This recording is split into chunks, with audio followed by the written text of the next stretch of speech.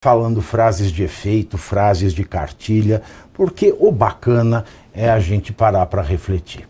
E depois de quase 3 anos e meio, o governo Lula teve a pior avaliação por parte do eleitorado brasileiro em temas como segurança, vá, saúde, vá, economia, mentira, e combate à corrupção. É o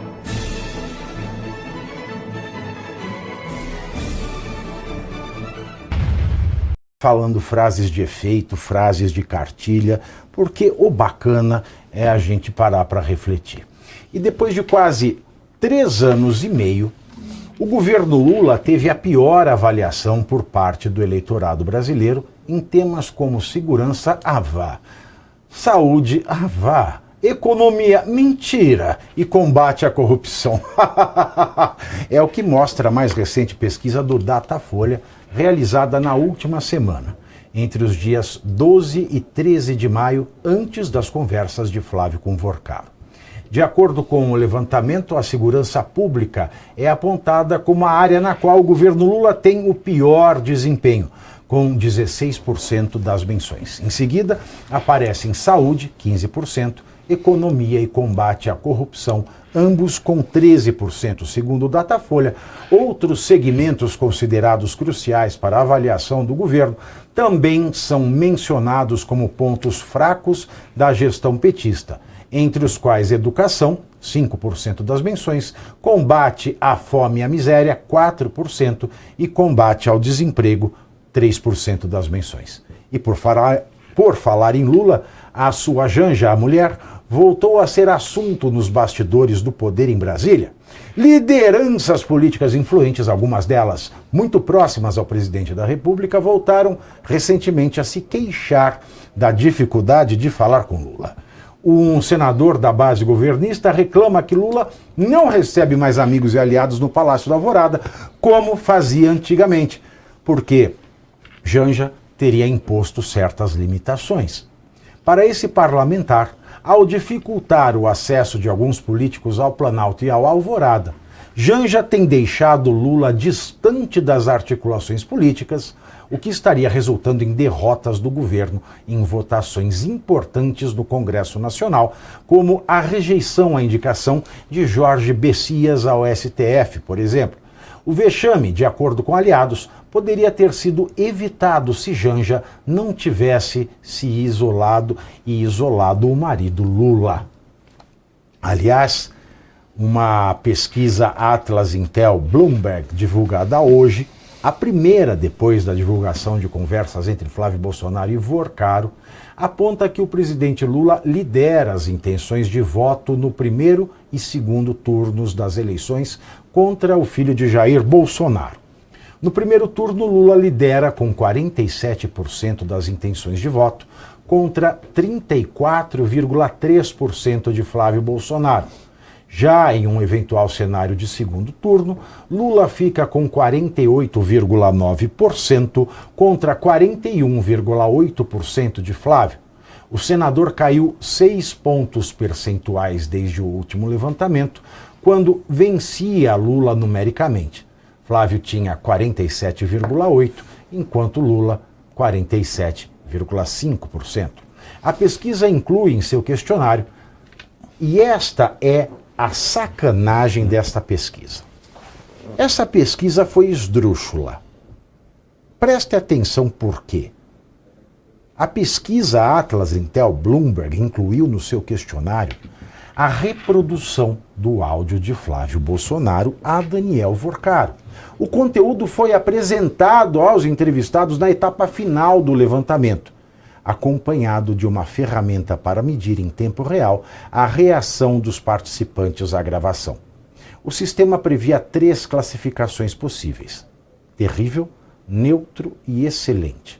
O CEO da Atlas Intel, Andrei Roman, afirmou que a inserção do material não interferiu nos cenários eleitorais medidos pelo Instituto, porque o conteúdo foi exibido somente depois da conclusão do questionário principal.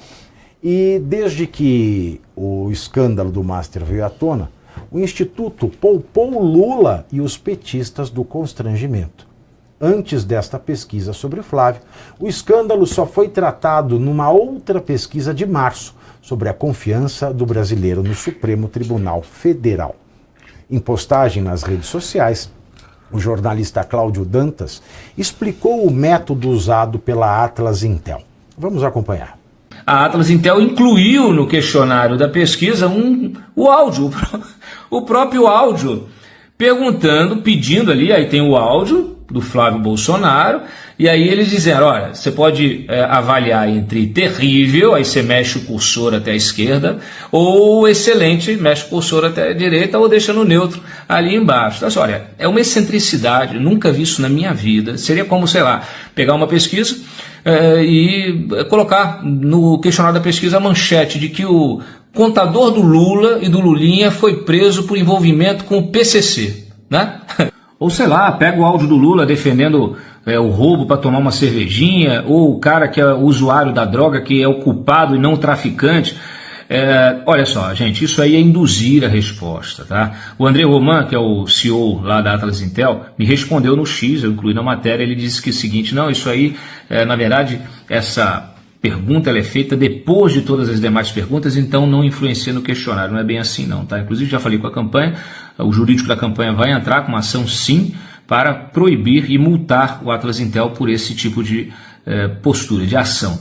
Nunca vi isso na minha vida, Instituto de Pesquisa não pode influenciar as pesquisas, naturalmente isso vai ser usado pela imprensa amanhã para poder reproduzir o resultado disso, diante de um áudio que, claro, não tem o contexto, não tem a fala do Bolsonaro, do Flávio Bolsonaro, explicando que aquele dinheiro era para financiar o filme, que não teve contrapartida, quer dizer, não tem nada, não é possível, até porque esse tipo de episódio, ele faz parte da guerra política, mas do ponto de vista jurídico ele precisa ser apurado, é preciso verificar se tem algum problema, se não tem problema. Enfim, gente, numa boa, eu nunca vi um nível tão baixo numa campanha e a gente nem entrou na campanha, a gente está na pré-campanha.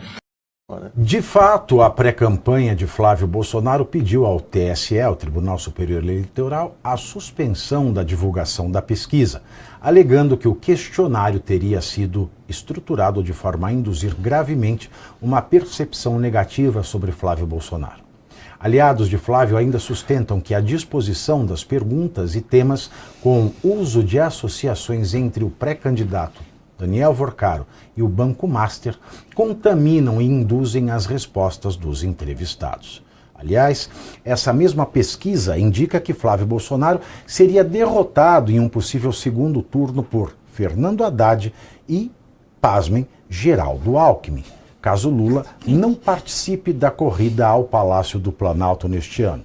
Na sondagem, Haddad aparece com 46,7% das intenções de voto e Flávio 43%.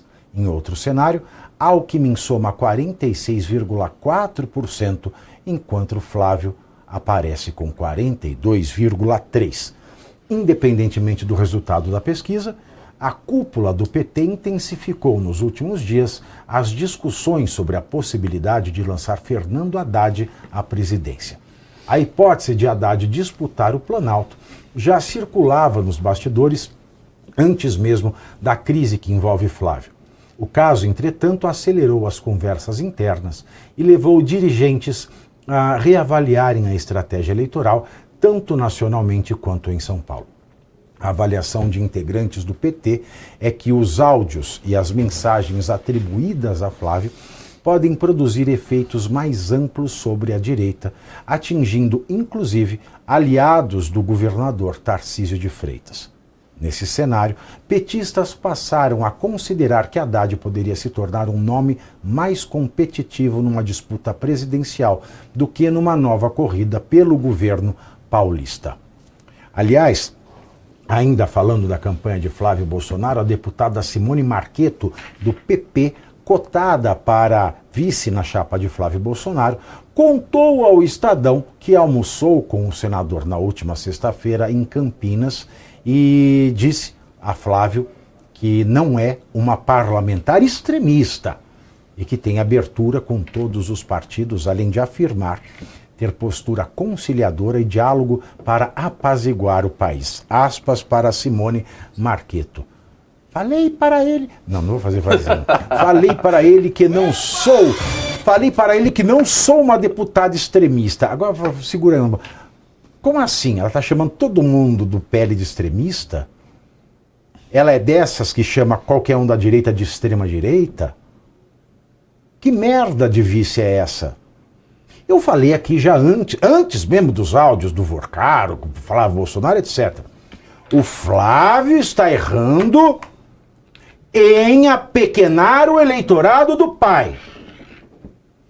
Ele está caindo nessa cantilena de que é tudo extrema-direita. E a fábrica de votos é o Jair Bolsonaro. Ele estava bem nas pesquisas até então, porque ele foi escolhido por Jair Bolsonaro. Então ele fica dando espaço para esse pessoal que fica chamando a direita de extremista, vai dar pior ainda. Então, voltando aqui à fala da deputada, falou, não sou uma deputada extremista, sempre fiz um trabalho de centro. Agora, não sei se é gira de esquerda ou de direita, né? Já não sei mais. Gira de extrema esquerda, gira de extrema direita. Se ela abaixa a extrema pombagira, o extremo preto velho, eu já não sei. Mas vamos voltar a falar dela. Mas de centro-direita. E tenho meu trabalho social porque sou cristã. Converso do PT ao PL. Fecho aspas. Eu quero perguntar se essa cristã conversa do aborto com o PT numa boa também, né? Eu acho muito louca essas conversas. Aliás, integrantes da cúpula dos partidos do Centrão reforçaram a intenção de adotar a neutralidade na corrida presidencial depois da crise envolvendo Flávio Bolsonaro. União Brasil, PP e republicanos, cobiçados pela maior fatia de fundo eleitoral e tempo de televisão, ainda não bateram o martelo sobre a decisão, mas a tendência é liberar os filiados para apoiar o candidato que desejarem. A conversa de Flávio com Vorcaro também interrompeu negociações regionais para a formação de palanques nas eleições deste ano e alterou o panorama em alguns estados. No PP, por exemplo, um integrante da Executiva Nacional disse que o melhor formato para a legenda na disputa deste ano é aquele que permite a eleição do maior número de deputados federais e senadores. Para esse objetivo, a neutralidade seria o melhor caminho, já que líderes locais ficariam livres para construir alianças que os fortaleçam nos seus estados. Já alguns parlamentares do Centrão mais ligados à direita chegaram a sugerir até nomes para substituir Flávio na disputa, como o da senadora Tereza Cristina como candidata a presidente e a ex-primeira-dama Michele Bolsonaro como vice. Aí você veja, Wellington,